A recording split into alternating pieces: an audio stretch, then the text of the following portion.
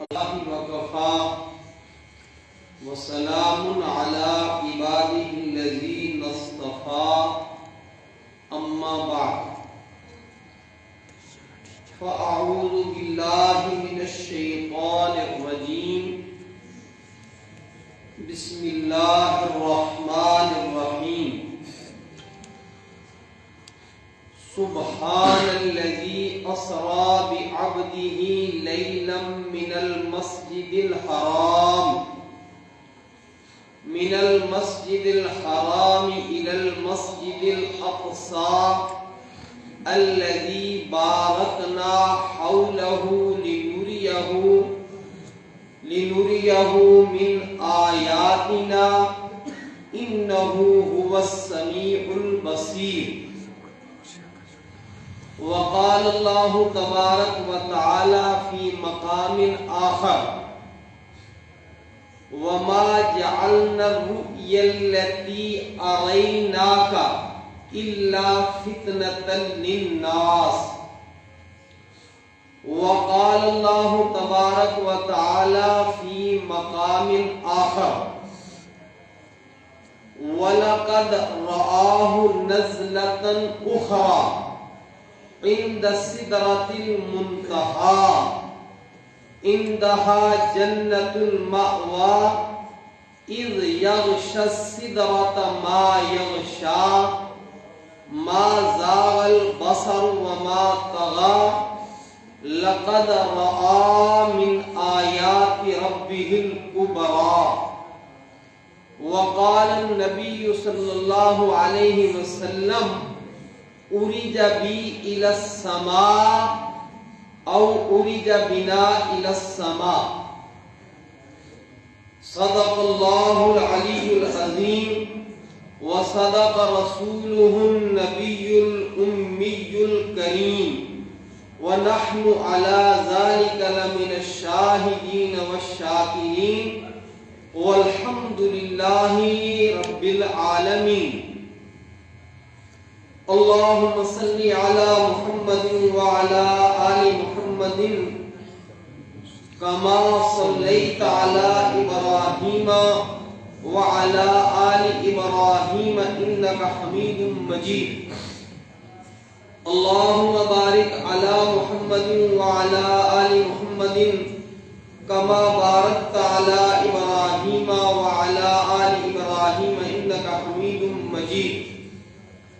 اللهم صل على سيدنا محمد وعلى آل سيدنا محمد وأصحاب سيدنا محمد وبارك وسلم.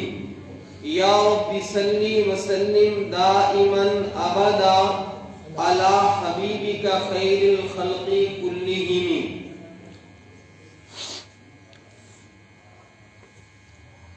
اللہ رب العالمین نے جس طرح اپنی شان خالقیت، شان مالکیت، شان ربوبیت سے محمد بن عبداللہ جناب محمد الرسول اللہ صلی اللہ علیہ وسلم کو امام الانبیاء بنایا، اسی طرح حضور اکرم صلی اللہ علیہ وسلم کے وسیلے، واسطے اور سبب سے جو نظام زندگی عطا فرمایا، یعنی جو دین عطا فرمایا، اس دین کو امام الادیان بنایا.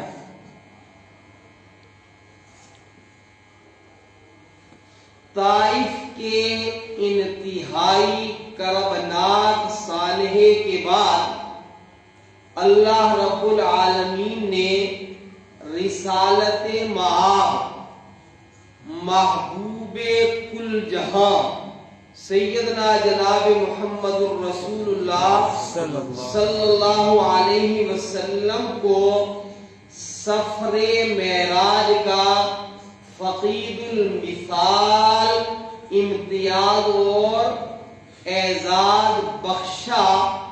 عرش بری پر آپ کو بلا کر کے آپ کی عزت افزائی فرمائی۔ واقعہ معراج یقیناً انسانی محسوسات اور مفہومات کے دائرے سے ماورا واقعہ ہے، لیکن سچ ہے، حقیقت ہے، بلکہ واقعہ معراج نوادرات کائنات میں سے ایک نادر ترین واقعہ ہے۔ آج اس واقعے کو بیان کرنے کے لیے میں نے آپ حضرات کے سامنے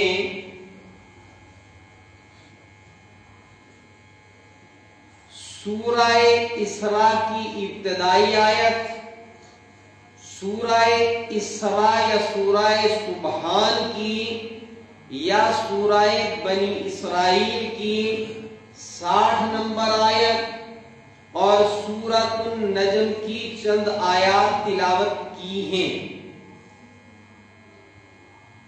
جناب محمد الرسول اللہ صلی اللہ تعالی علیہ وسلم کی حیات منورہ مبارکہ کا اس واقعے سے ایک نیا موڑ شروع ہوتا ہے۔ حضور اکرم صلی اللہ تعالی علیہ وسلم نے راہ خداوندی میں رضائے الہی کے لیے جو مسلسل قربانیاں دیں، ان قربانیوں کے بعد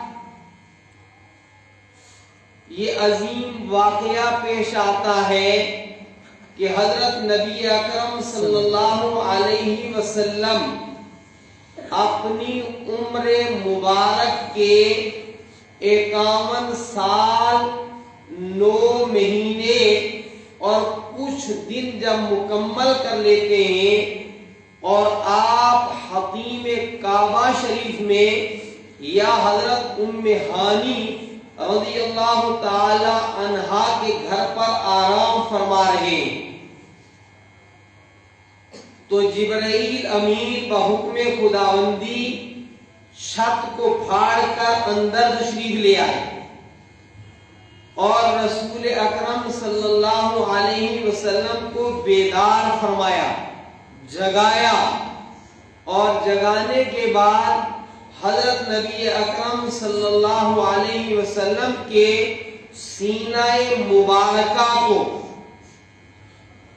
آپ کے صدر مبارک کو چاک کیا، پھاڑا، اس کے اندر شگاف کیا اور نبی اکرم صلی اللہ علیہ وسلم کو کوئی تکلیف نہیں ہوئی۔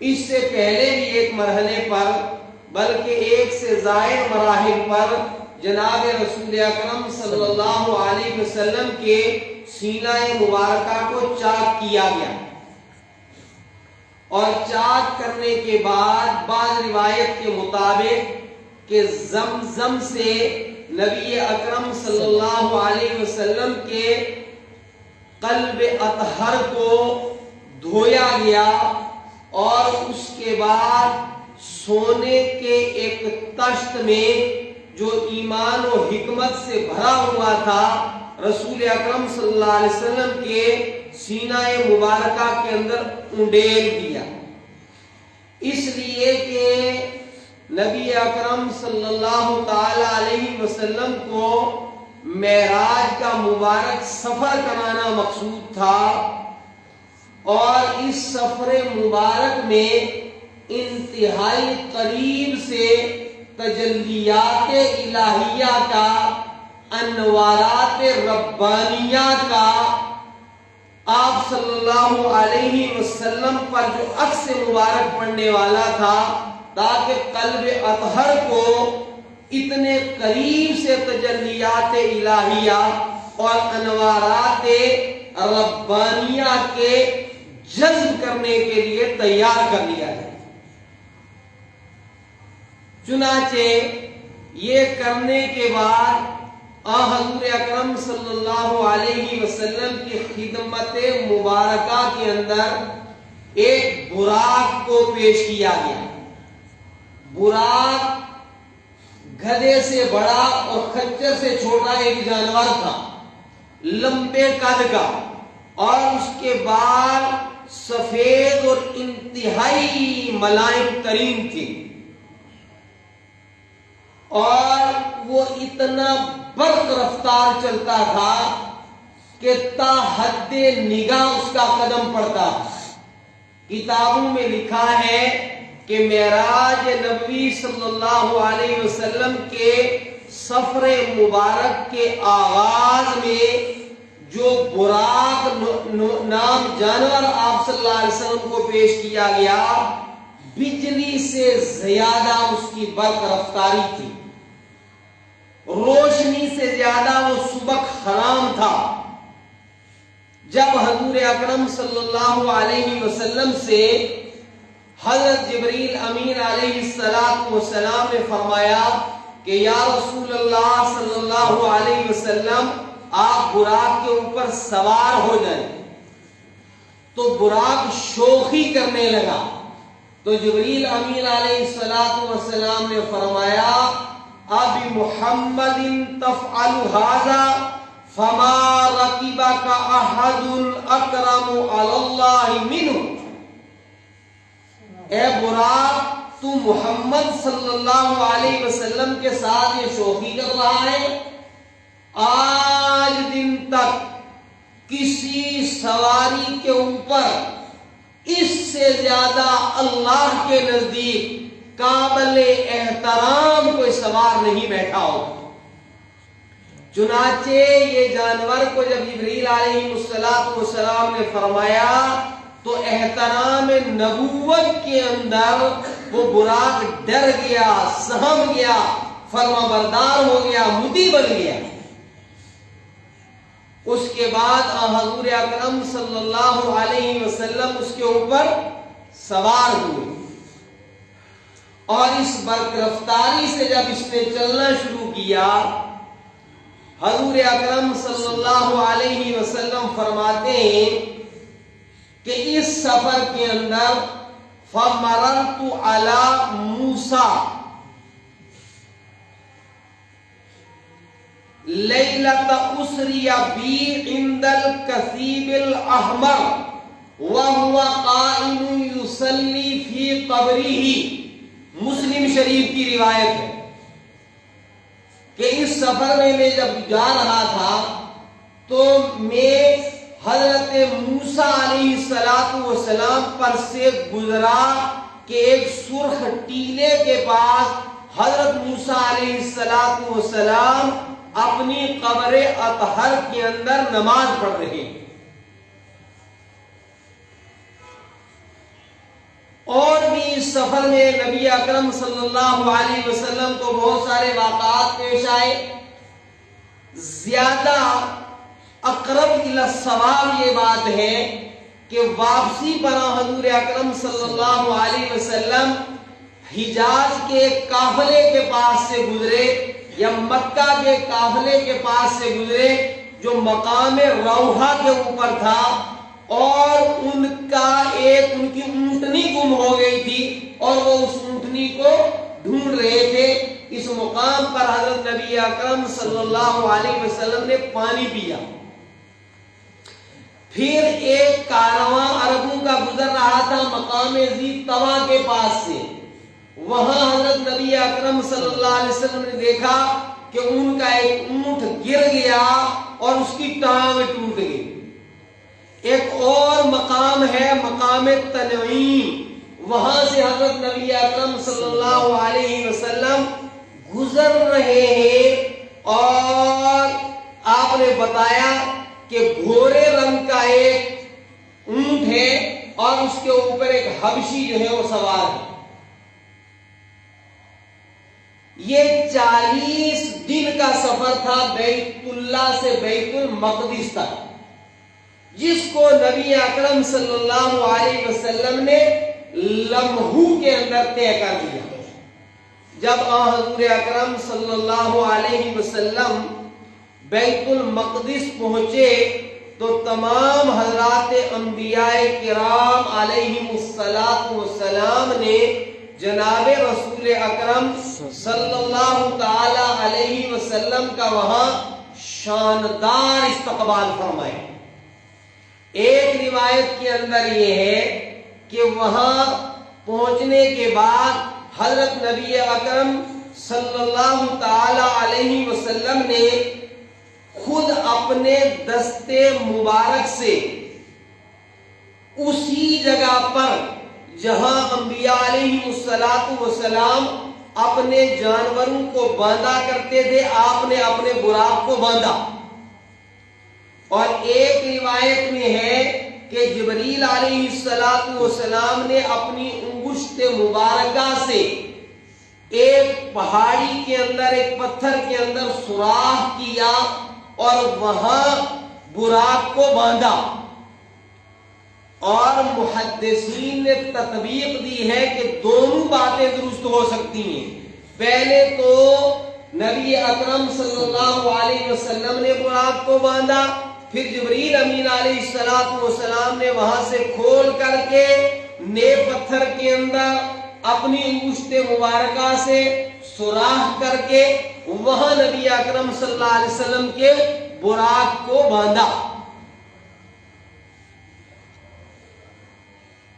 سن 7 ہجری میں صلح حدیبیہ کے بعد حضرت نبی اکرم صلی اللہ علیہ وسلم نے دحیہ بن خلیفہ کلبی رضی اللہ تعالی عنہ کو ایک خط دیکھ کر کے قیصر روم ہرقل کے پاس بھیجا۔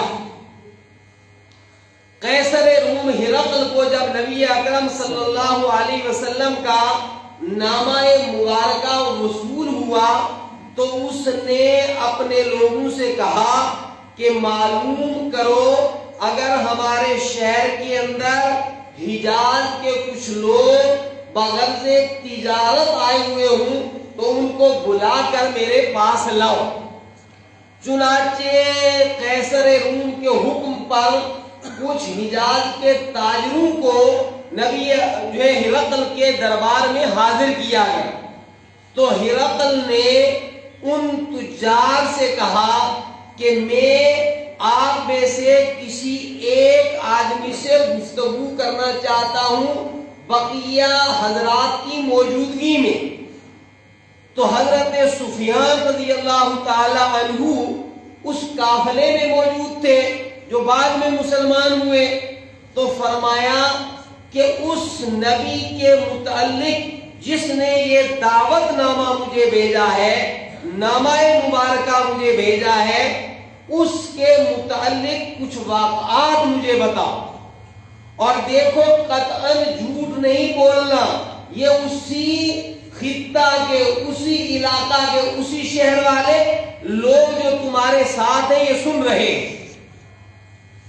تو ابو سفیان کہتا ہے کہ میں اگر مجھے یہ خدشہ نہ ہوتا کہ یہ لوگ سن رہے ہیں تو میں جھوٹ بولتا، اور جھوٹ بول کر کے امام الانبیاء جناب محمد رسول اللہ صلی اللہ علیہ وسلم کی وقعت اور عزت و احترام کو ہرقل کے سامنے کم تر کرنے کی جسارت، جرأت اور کوشش کرتا۔ تو کہتا ہے کہ میں نے یہ سوچا کہ جھوٹ بھی نہیں بول سکتا اور یہ بھی چاہتا ہوں کہ کسی طرح حضرت محمد صلی اللہ علیہ وسلم کا احترام، وقار، عزت جو ہے اس شخص کے سامنے کم کروں۔ تو میں نے یہ سوچا کہ میں واقعہ معراج بیان کرتا ہوں۔ میں نے پہلے ایک جملہ کہا تھا کہ اس زمانے میں، آج تو کچھ تبدیلیاں ہو چکی ہیں، تمدنی ٹیکنیکل ارتقاء کی بنیاد پر۔ اس زمانے میں ایسے واقعے کو عقلاً جو ہے وہ قبول کرنا ذرا مشکل تھا، چونکہ یہ واقعہ ہی محسوسات اور مفہومات کے دائرے سے مابرات۔ تو کہنے لگا کہ جھوٹ بھی نہیں ہوگا، بات بھی سچی ہوگی اور یہ اسے قبولے گا بھی نہیں۔ تو ابو سفیان نے قیصر روم ہرقل کی خدمت میں واقعہ معراج کو بیان کیا کہ وہ شخص جو دعوی نبوت کرتا ہے وہ یوں یوں کہتا ہے۔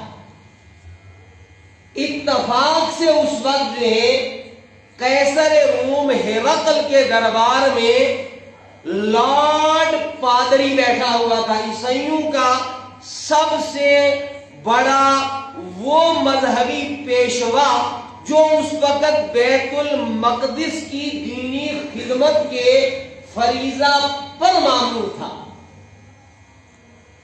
تو لارڈ پادری نے کہا کہ میں بیت المقدس کا کے امور کا منسٹر ہوں، وہ وزارت میرے پاس ہے، اور ہمارا جو وہاں کا نظام ہے وہ یہ ہے کہ رات کو ہم اپنے گھروں میں آرام کے لیے جانے سے پہلے بیت المقدس کے تمام دروازے بند کرتے ہیں۔ ایک شب ایسی گزری تھی کچھ عرصہ پہلے کہ جو بیت المقدس کا صدر دروازہ تھا، مین گیٹ تھا، 1000 کوشش کے باوجود وہ رات کو بند نہیں ہوئی، اور جب ہم صبح پہنچے تو وہ دروازہ اسی طرح بند تھا اور اس کے قریب ایک پتھر کے اندر سوراخ کیا ہوا تھا۔ تو یہ بات اس بات سے ملتی ہے، لہذا یقیناً یہ واقعہ صحیح ہے کہ وہ آخری نبی ہے جس کو یہ سفر کروایا گیا۔ بہرحال جناب محمد الرسول اللہ صلی اللہ تعالی علیہ وسلم پلک جھپکنے میں مختصر ترین وقت کے اندر، اقل قلیل وقت میں، براق پر سوار ہو کر جبرائیل امین کی رفاقت، معیت اور مصاحبت میں بیت اللہ سے بیت المقدس حاضر ہوئے، اور بیت المقدس کے اندر جناب محمد الرسول اللہ صلی اللہ تعالی علیہ وسلم کا حضرات انبیاء علیہ السلام نے شاندار جاندار استقبال فرمایا۔ اور اس سے بڑھ کر کس کا استقبال ہوا ہوگا؟ کائنات عالم کے اندر من حیث الجماعت انبیاء علیہ السلام کی جماعت سے بڑھ کر کوئی جماعت نہیں ہو سکتی۔ ایسی مقدس جماعت جو ہے وہ آپ کے استقبال کے اندر کھڑی ہے۔ ایک روایت میں ہے کہ براق کو باندھنے کے بعد حضرت نبی اکرم صلی اللہ علیہ وسلم بیت المقدس میں داخل ہوئے اور آپ نے 2 رکعت نماز پڑھی، اور دوسری روایت میں یہ ہے کہ آپ صلی اللہ علیہ وسلم نے تمام حضرات انبیاء کرام علیہم السلام کی بیت المقدس کے اندر پیشوائی فرمائی، امامت فرمائی۔ مسلم شریف کی روایت مبارکہ کے الفاظ ہیں، خود حضرت نبی اکرم صلی اللہ علیہ وسلم فرماتے فحانت الصلاۃ فاممتهم، کہ میرے تمام انبیاء علیہم السلام کی بیت المقدس کے اندر امامت فرمائی۔ حضور اکرم صلی اللہ تعالی علیہ وسلم کا وہاں حضرات انبیاء علیہم السلام کی امامت فرمانا دلالت ہے اس بات کے اوپر کہ تمام انبیاء علیہم السلام میں آپ کا مقام بلند اور برتر ہے۔ آپ صلی اللہ علیہ وسلم خالی نبی نہیں ہے، امام الانبیاء ہے۔ اور دوسرے آپ صلی اللہ علیہ وسلم کا بیت المقدس سے جا کر کے بحکم ربانی نظام خداوندی کے تحت بیت المقدس کے اندر پیشوائی فرمانا، انبیاء کی نماز پڑھانا، یہ دلالت کرتا ہے اس بات کے اوپر کہ اب صبح قیامت تک دینی اور دنیاوی پیشوائی اور رہنمائی نظام مصطفیٰ صلی اللہ علیہ وسلم کو حاصل ہے۔ آپ صلی اللہ علیہ وسلم انبیاء علیہ السلام کی امامت اور پیشوائی سے بیت المقدس کے اندر فارغ ہوئے، اور فارغ ہونے کے بعد آپ صلی اللہ علیہ وسلم کی خدمت مبارکہ میں 2 پیالے، ایک دودھ کا اور ایک شراب کا پیش کیا گیا۔ حضور اکرم صلی اللہ علیہ وسلم نے دیکھا، غور کیا، ٹھہرے، اور پھر آپ صلی اللہ علیہ وسلم نے دودھ والے پیالے کو اختیار فرمایا۔ جبریل امین نے کہا الحمدللہ الذی ہداک للفطرۃ، تمام تعریفیں اس ذات پاک کے لیے ہیں جس نے آپ کو فطرت کے اختیار کرنے کی رہنمائی فرمائی۔ لو اخذت الخمر غوت امتک، اگر آپ شراب کو اختیار کر لیتے تو آپ کی ساری امت گمراہ ہو جاتی۔ اس کے بعد حضور اکرم صلی اللہ علیہ وسلم کے سفر کا دوسرا مرحلہ شروع ہوتا ہے۔ یاد رکھیں کہ اس واقعے کے 2 پہلو ہیں۔ ایک پہلو ہے بیت المقدس سے، بیت اللہ سے بیت المقدس تک کا، یعنی مسجد حرام سے فلسطین کے اندر واقع قبلہ اول تک کا۔ علمی زبان میں اس کو اسراء کہا جاتا ہے، سبحان الذی اسراء۔ اور دوسرا حصہ بیت المقدس سے قرب خداوندی تک کا ہے، اسے معراج کہا جاتا ہے۔ اور عموماً جو ہے وہ دونوں کو واقعہ معراج ہی کے لفظ سے بیان کیا جاتا ہے۔ جو سفر کا پہلا حصہ ہے، اس پر سورہ بنی اسرائیل یا سورہ سبحان یا سورہ اسراء کی شروع کی آیت جو ہے وہ دلالت کرتی ہے، اور اس سے آگے کا جو سفر ہے اس سفر کو احادیث متواترہ بھی بیان کرتی ہیں، اور سورہ نجم کے اندر بھی اس کا تذکرہ ہے۔ معراج یہ عربی میں اسم اعلیٰ ہے، چڑھنے کا آلہ، چڑھنے کا سبب، چڑھنے کا ذریعہ۔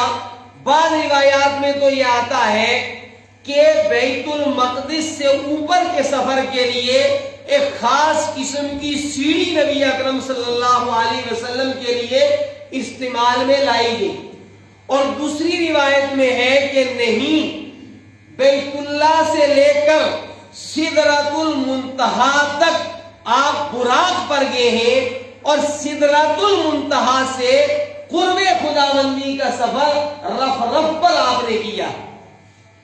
بہرحال جبرائیل امین کی معیت کے اندر بیت المقدس سے آگے دوسرا سفر آپ صلی اللہ علیہ وسلم کا شروع ہوا۔ آپ آسمان اول کے دروازے پر پہنچے، دروازے پر جو ہے دستک دی گئی، آواز آئی کہ کون ہے؟ فرمایا جبرائیل علیہ السلام نے کہ میں جبریل ہوں، اور میرے ساتھ محمد الرسول اللہ صلی اللہ علیہ وسلم ہے۔ فرمایا کیا تمہیں انہیں بلانے کے لیے، لانے کے لیے بھیجا گیا؟ فرمایا ہاں، ان کو بلانے کے لیے، لانے کے لیے مجھے اللہ تبارک و تعالی نے بھیجا ہے۔ تو دروازہ کھولا گیا، اور بڑا ہی خوشگوار آسمان اول پر نبی اکرم صلی اللہ علیہ وسلم کا استقبال کیا گیا، اور حضور اکرم صلی اللہ علیہ وسلم فرماتے ہیں کہ مجھے کہا جبریل نے کہ یہ ابو البشر آدم علیہ السلام ہے، فسلم علیہ، آپ ان کو سلام کریں۔ فرمایا میں نے سلام کیا آدم علیہ السلام کو، انہوں نے بڑے خوشگوار لب و لہجے میں سلام کا جواب دیا۔ فرمایا کچھ جماعتیں ان کے دائیں طرف بیٹھی تھی، کچھ جماعتیں ان کے بائیں طرف بیٹھی تھی. آدم علیہ السلام جب دائیں طرف دیکھتے تو مسکراتے, بائیں طرف دیکھتے تو غمزدہ ہو جاتے. میں نے پوچھا یہ کیا معاملہ ہے؟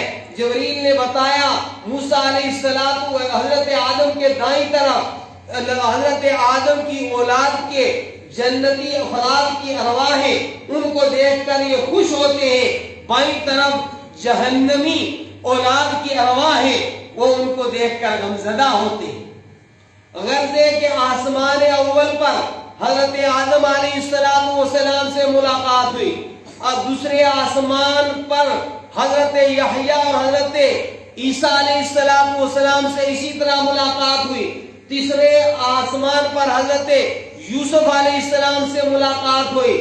چوتھے پر حضرت ادریس علیہ السلام سے ملاقات ہوئی. پانچویں پر حضرت ہارون علیہ السلام سے ملاقات ہوئی. چھٹے آسمان پر حضرت موسیٰ علیہ السلام سے ملاقات ہوئی. اور ساتویں آسمان پر جد امجد حضرت ابراہیم علیہ السلام سے ملاقات ہوئی. اور حضرت ابراہیم علیہ السلام نے بڑی خوشی کا اظہار فرمایا, اور یہ چونکہ معمار کعبہ تھے, یہ ساتویں آسمان پر بیت المعمور کی دیوار سے ٹیک لگائے ہوئے تھے. زمین پر کعبۃ اللہ ہے, آسمان اول پر بالکل کعبۃ اللہ کی محاذ میں بیت العزت ہے, اور ساتویں آسمان میں بالکل بیت اللہ کی محاذ میں بیت المعمور ہے. بیت المعمور فرشتوں کا کعبہ ہے. فرمایا نبی اکرم صلی اللہ تعالی علیہ وسلم نے کہ جبریل علیہ السلام نے مجھے بتایا کہ ہر روز 70,000 فرشتے بیت المعمور کا طواف کرتے ہیں, اور جو فرشتے ایک مرتبہ طواف کرتے ان کی باری قیامت تک آنے والی نہیں ہے. کتنی بڑی مخلوق ہے نورانی اللہ رب العالمین.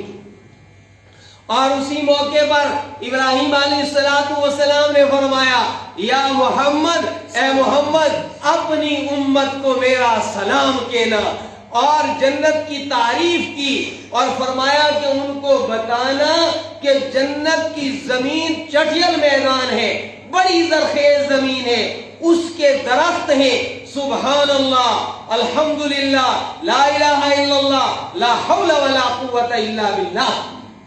ایمان ایمان یقین کا نام ہے, آپ کو یقین ہونا چاہیے. اس کے بعد حضور اکرم صلی اللہ علیہ وسلم کو جنت کی سیر کروائی گئی, جہنم کا مشاہدہ کروایا گیا. جنت کی سیر کرتے ہوئے نبی اکرم صلی اللہ علیہ وسلم فرماتے ہیں کہ مجھے حضرت بلال رضی اللہ تعالی عنہ کے پاؤں کی چاپ آہٹ محسوس ہوئی, اور ایک روایت میں ہے کہ بلال کی آذان کی آواز. چونکہ حضرت بلال رضی اللہ تعالی عنہ کو بھی راہ حق میں بڑی تکلیفیں پہنچائیں گی, بڑی تکلیفیں پہنچائیں گی. ان تکالیفوں کے برداشت کرنے کا انعام یہ ہے کہ بلال ابھی دنیا کے اندر ہے, ان کی آذان کی آواز, ان کے پاؤں کی آہٹ امام الانبیاء جناب محمد رسول اللہ صلی اللہ علیہ وسلم جنت میں اپنے سفر معراج میں محسوس فرماتے ہیں. اس کے بعد جبریل امین علیہ السلام جناب محمد رسول اللہ صلی اللہ علیہ وسلم کو لے کر سدرۃ المنتہا پر پہنچے. وَلَقَدْ رَآهُ نَزْلَةً أُخْرَى عِنْدَ سِدْرَةِ الْمُنْتَهَا. نبی اکرم صلی اللہ علیہ وسلم نے جبریل امین کو ان کی اصل شکل کے اندر 2 مرتبہ دیکھا ہے, اور جناب محمد رسول اللہ صلی اللہ علیہ وسلم کی خصوصیات میں سے ہے, آپ کے امتیازات میں سے ہے کہ آپ نے نبی اکرم صلی اللہ علیہ وسلم نے 2 مرتبہ جبریل امین کو ان کی اصل شکل کے اندر دیکھا ہے. آپ صلی اللہ علیہ وسلم کے علاوہ کسی بھی نبی نے جبریل امین کو ان کی اصل شکل کے اندر نہیں دیکھا ہے. ایک مرتبہ تو افق پر آپ نے دیکھا وَلَقَدْ رَآهُ بِالْأُفُقِ الْمُبِينِ، اور دوسرا ہے وَلَقَدْ رَآهُ نَزْلَةً أُخْرَى عِنْدَ سِدْرَةِ الْمُنْتَهَى عِنْدَهَا جَنَّةُ الْمَأْوَى إِذْ يَغْشَى السِّدْرَةَ مَا يَغْشَى مَا زَاغَ الْبَصَرُ وَمَا طَغَى لَقَدْ رَآ مِنْ آيَاتِ رَبِّهِ الْكُبْرَى۔ فرمایا نبی اکرم صلی اللہ علیہ وسلم نے کہ میرے جبرائیل امین کو سدرۃ المنتہا، یہ وہ مقام ہے کہ اللہ کے احکامات جو نیچے آتے ہیں وہاں فرشتے انہیں جو ہے زمین والے آسمان والے فرشتے ان احکامات کو وصول کرتے ہیں، اور نیچے سے جو چیزیں اوپر جاتی ہیں وہاں جا کر رک جاتے ہیں۔ سدرہ ایک بیری کا درخت ہے، بس کیسا ہے، وقت بھی نہیں ہے اور اسے محسوس بھی نہیں کیا جا سکتا۔ فرمایا سونے کے پتنگے اس کے اوپر منڈلا رہے تھے۔ جناب محمد رسول اللہ فرماتے میں نے جبرائیل کو دیکھے، ان کے 600 پر تھے اور ایک پر اتنا بڑا تھا کہ ایک پر کے نیچے مشرق اور مغرب آئے۔ ایک طرف تو یہ بات ہے، دوسرے سفر معراج ہی میں نبی اکرم صلی اللہ علیہ وسلم فرماتے کہ ایک مرحلہ ایسا آیا، میں نے جبریل کو دیکھا جس جبریل کے ایک پر کے نیچے مشرق اور مغرب آ جائے، اور ایسے 600 پر ہیں جبریل کے، مگر ایک مرحلہ جبریل پر ایسا آیا، فرمایا کہ میں نے پھٹے ہوئے ٹاٹ کی طرح جبریل کو دیکھا خوف خداوندی کے سامنے۔ نورانی مخلوق کا سردار ہے، اتنا بڑا فرشتہ ہے اللہ کی مخلوق کے اندر، لیکن جلالت ربانی کے سامنے کل ہل سل بالی کے الفاظ ہیں، فرمایا جیسے بولا کپڑا ہو ایسے ڈر کر کے جبریل علیہ السلام ہو۔ ہم انسان ہوتے ہوئے، گناہگار ہوتے ہوئے بھی کبھی نہیں جھکتے۔ بہرحال یہ وہ مقام تھا جہاں سے آگے جبریل علیہ السلام نہیں گئے، اور یہاں سے وہ رفعت مصطفیٰ کو دیکھتے ہی رہے، اور کہا جبریل نے لو دنوت ان ملت اللہ ترقت، اگر بال بھر بھی میں یہاں سے آگے بڑھوں تو نورانی مخلوق کا امام ہوتے ہوئے لہترقت، میں جل جاؤں گا، میرے پر ختم ہو جائیں گے۔ اس مقام سے آگے گئے ہیں جناب محمد الرسول اللہ صلی اللہ تعالی علیہ وسلم۔ اب رب العالمین ہے، امام الانبیاء ہے، اللہ کو جناب محمد الرسول اللہ صلی اللہ علیہ وسلم سے زیادہ کوئی معبود نہیں ہے، اور جناب محمد الرسول اللہ صلی اللہ علیہ وسلم سے بڑھ کر رب العالمین کی محبت سے بھرا ہوا قلب، دل رکھنے والا کوئی دوسرا نہیں ہے۔ اللہ رب العالمین کے دربار میں ہے جناب محمد الرسول اللہ صلی اللہ علیہ وسلم، صرف ایک نور آپ کے درمیان میں ہے اور کوئی جو ہے وہ چیز حائل نہیں ہے۔ کیا منظر ہوگا، کیا پرکشش منظر ہوگا، عبدیت اور معبودیت کے رشتے کی انتہا اور معراج ہے۔ اللہ رب العالمین کے بارگاہ احادیت کے اندر، بارگاہ سمدیت کے اندر جناب محمد الرسول اللہ صلی اللہ علیہ وسلم ان الفاظ کے ساتھ وہ سلام کرتے ہیں، التحیات للہ والصلوات والطیبات۔ رب العالمین بھی جواب دیتے السلام علیکہ ایھا النبی رحمت اللہ وبرکاتہ۔ پھر رسول اکرم صلی اللہ علیہ وسلم فرماتے السلام علینا وعلی عباد اللہ الصالحین۔ پھر اس پر جبریل جو ہے دور سن کر کے اور فرشتے کہتے اشہد اللہ الہ الا اللہ واشہد ان محمدا عبدہ ورسولہ۔ میرے بھائیوں، واقعہ معراج میں بہت کچھ ہے، وقت کی قلت سب کچھ بیان کرنے سے مانے ہے۔ واقعہ معراج کیا سبق دیتا ہے انسانیت کو؟ ایک تو یہ ہے کہ جب بندہ راہ خدا میں جانی مالی اور وقت کی قربانی دیتا ہے، اللہ انہیں بلندی عطا فرماتے ہیں۔ جب دنیا والے کسی کے مٹانے کا فیصلہ کرتے ہیں، رب العالمین پھر اس کا الٹ کر کے دکھاتے ہیں کہ یہ نظام عالم میرے ہاتھ میں ہے، تمہارے ہاتھ میں نہیں۔ قرآن نے خود کہا کہ ہم نے یہ جو سفر معراج آپ کو کرایا ہے، لِنُرِيَهُ مِنْ آيَاتِنَا وَمَا جَعَلْنَا الرُّؤْيَةَ الَّتِي أَرَيْنَاكَ إِلَّا فِتْنَةً لِلنَّاسِ، ہم نے اس واقعے کو انسانوں کے لیے آزمائش بنایا، ہم نے اس سفر مبارک کے اندر اپنی قدرت کے عجائبات سے آپ کو آگاہ کیا۔ لیکن ایک تیسرا سبق بھی ہے واقعہ معراج میں، ایک تیسرا سبق بھی ہے واقعہ معراج میں، اور وہ یہ ہے، اور آپ کی ضرورت کا ہے، وہ یہ ہے اور آپ کی فکر مندی تو ضروری ہے۔ ہم پتھر نہیں ہیں، ہم اتنے گئے گزرے بھی نہیں ہیں، ہم اتنا ڈر بھی محسوس نہیں کرتے کہ آپ ہر روز ایک نیا تعزیانہ ہمیں دیں، آپ ہر روز مسجدوں کو مندروں میں تبدیل کرنے کے لیے اپنی قوتیں اور اپنے اقتدار کو استعمال کریں، اور ہم اتنے یہ گزرے بھی نہیں کہ ہم اپنے اس دکھ کا اور درد کا اظہار نہ کریں۔ لیکن واقعہ معراج ہمیں یہ حوصلہ بھی دیکھتا ہے کہ شب ظلمت دلیل ہے اس چیز کی کہ اب یہ شب آشنائے سیری ہونے والی ہے، جب اللہ رب العالمین سچے نظام کو غالب کرنا چاہتے ہیں، اس سے پہلے بڑے دکھ ملتے ہیں۔ طائف کے دکھ کے بدلے میں اللہ رب العالمین نے جناب محمد الرسول اللہ صلی اللہ علیہ وسلم کو وہ امتیاز عطا فرمایا، وہ اعزاز عطا فرمایا کہ کائنات عالم کے اقتدار والے، مال والے صبح قیامت تک دیکھتے ہی رہ جائیں گے۔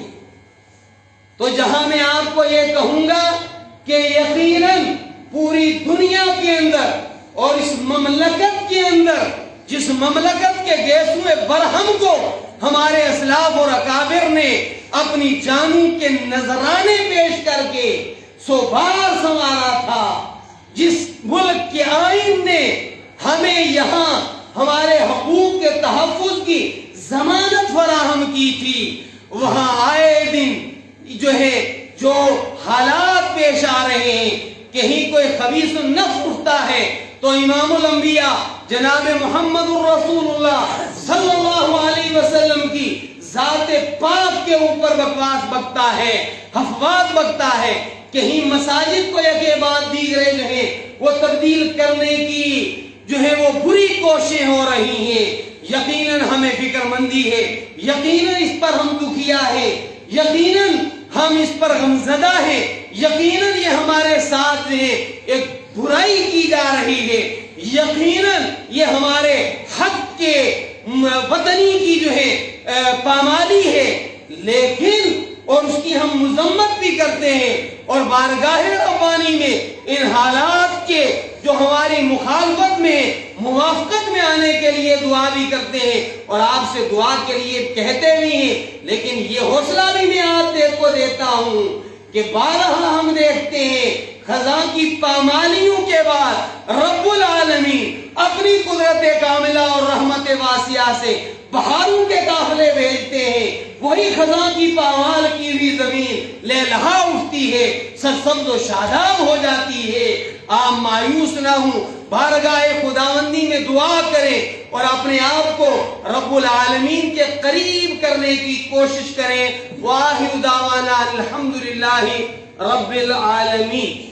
میرے بھائیوں، نماز کا وقت ہو رہا ہے، ایک اعلان تو یہ کرنا ہے، اللہ کا فضل ہے کہ جہاں میں اہل ایمان صورت خورشید جیتے ہیں، ادھر ڈوبے ادھر نکلے، ادھر ڈوبے ادھر نکلے، جہاں بہت ساری ناخوشگوار واقعات پیش آتے ہیں، وہاں اللہ کا فضل ہے خوشگوار واقعات بھی پیش ہوتے ہیں، مدرسے بڑھ رہے ہیں، مسجدیں بڑھ رہی ہیں، مکاتب بن رہے ہیں، قافلہ اسلام جو غالب ہی ہونے کے لیے آیا ہے وہ آگے بڑھ رہا ہے، اس کو روکا نہیں جا سکتا۔ میں اللہ کا شکر ادا کرتا ہوں، اس سال کئی نئی مساجد کی ہمارے علاقے میں تعمیر ہوئی۔ کہیں بھی مسجد کی تعمیر ہو وہ بیت اللہ کی ایک رشتہ داری ہو جاتی ہے، اس جگہ کی بیت اللہ کے ساتھ۔ ہمارے یہاں ہرمتا میں ایک نئی جدید تقاضے کے پیش نظر مسجد کی تعمیر ہو رہی ہے، سلیب کے مرحلے تک کام پہنچ چکا ہے۔ دل کھول کر کے نماز کے بعد اور آئندہ بھی ان کا تعاون فرمائیں، ابھی بھی اور آئندہ بھی جو ہے کچھ سریا پیش کر کے، کچھ بیگ سیمنٹ کے دے کر کے، مزدور مستری کی 1 2 دن 10 دن کی دہاڑی کی رقم دے کر کے، بہرحال باوجود کہ مدرسے کا کام بڑے شد و مد سے جاری ہے، وہاں کی تعمیر کی اپیل کے لیے یہی کافی ہے کہ آج صرف وہی چندہ ہوگا، ہم اپنا چندہ بھی آج نہیں کریں گے۔ تو ہمارے عزیزم برکت اللہ اور باقی ساتھی باہر رہیں گے، آپ دل کھول کر کے ان کا تعاون فرمائیں۔ دوسری درخواست یہ ہے کہ اس وقت ماشاءاللہ مدارس اسلامیہ کے زیر اہتمام آئے دن مسلسل رہے، بلکہ ایک دن میں کئی اجلاس ہو رہے ہیں۔ آئندہ پرسوں جامع ضیاءالعلوم کے اندر ایک شاندار اجلاس ہے، ہمارے ہرنی کے اندر مدرسے کا جلسہ ہے، اور نڑول کے اندر مولانا محمد اسلم صاحب کے مدرسے میں اجلاس ہے۔ انہوں نے آپ کو شرکت کے لیے دعوت دی ہے۔ اور اگلی بات یہ عرض کروں، میں نے پہلے بھی عرض کیا تھا کہ کچھ اہم ترین عنوانات پر ان جمعوں میں گفتگو ہو رہی ہے، تھوڑا جلدی تشریف لانے کی کوشش کرے۔ آج بھی ایسا ہوا اور آئندہ تسلسل کے ساتھ انشاءاللہ زندگی رہی تو عید الفطر تک 1:15 بجے بیان شروع ہو جایا کرے گا۔ تو جو لوگ ذوق رکھتے ہیں، شوق رکھتے ہیں دین کی بات کے سننے کا، اس کا فائدہ محسوس کرتے ہیں، وہ جلدی تشریف لایا کرے۔ آئندہ جمعہ کے لیے میں نے اس خطے کے ایک بہت ہی باکمال نوجوان مقرر کو دعوت دی ہے، وہ تشریف لائیں گے اور آپ لوگ انشاءاللہ بہت ہی محظوظ ہوں گے۔ آپ آئندہ جمعہ جلدی تشریف لانے کی